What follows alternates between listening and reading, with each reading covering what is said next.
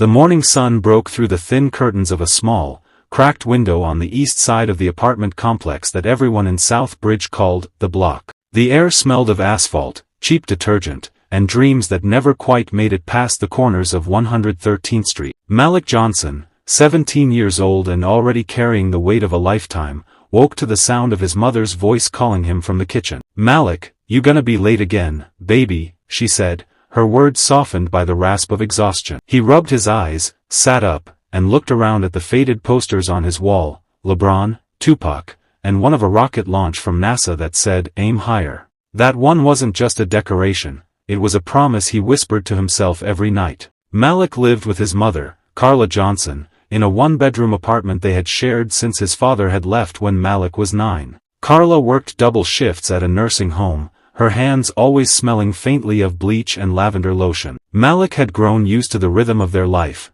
his mother gone most of the day, the quiet hum of the refrigerator keeping him company, and the city outside speaking in sirens and shout. But in that chaos, Malik carried a stillness, a quiet fire. He wasn't the loudest kid on the block, but he noticed everything, the way people looked at him in the store, the way the police slowed down when he and his friends walked home from basketball practice, the way opportunity seemed to live somewhere else. Every morning he walked to school past the same corner store where old men played dominoes and kids sold candy bars to raise money for basketball uniforms they might never get. His sneakers were worn, the soles thin, but he walked with purpose. Jefferson High wasn't much to look at, graffiti-tagged lockers, flickering lights, and teachers who were just as tired as their students, but to Malik, it was his launchpad. He wasn't trying to escape the hood just because it was rug. The first cold winds of October swept through South Bridge, rattling the loose window panes in the Johnson apartment. Malik could feel the season changing,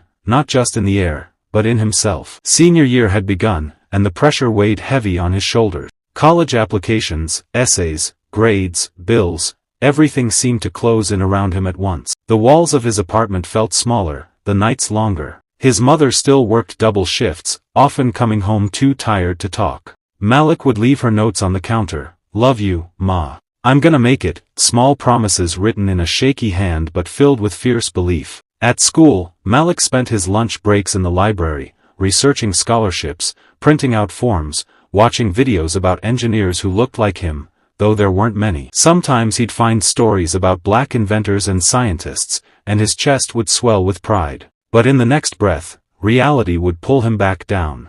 Tuition costs were astronomical, and even though Mr. Peterson kept encouraging him, "Apply everywhere, champ. You've got the grades, you've got the story," Malik couldn't help feeling like the odds were rigged. He didn't just need to be good, he needed to be exceptional, flawless, unbreakable. His classmates didn't understand that kind of pressure. Some of them came to school in cars their parents bought them. Others had family legacies. College was a given, not a miracle. Malik kept his head down, doing his work, trying not to draw attention. But attention found him anyway.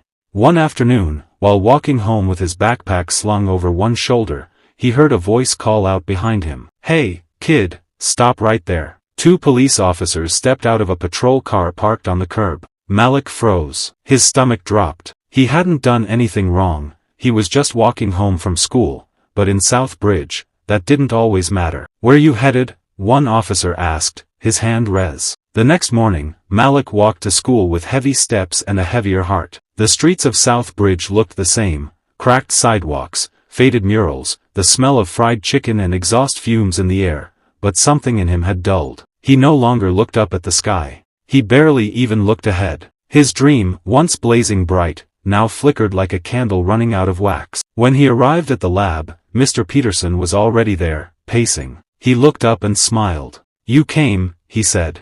Malik shrugged. "You said you wanted me to meet someone." From the far corner of the lab, a woman turned around. She was tall, confident, with curly hair tied back and a NASA badge clipped to her blazer. "You must be Malik Johnson," she said, extending her hand. "I'm Dr. Ayanna Brooks."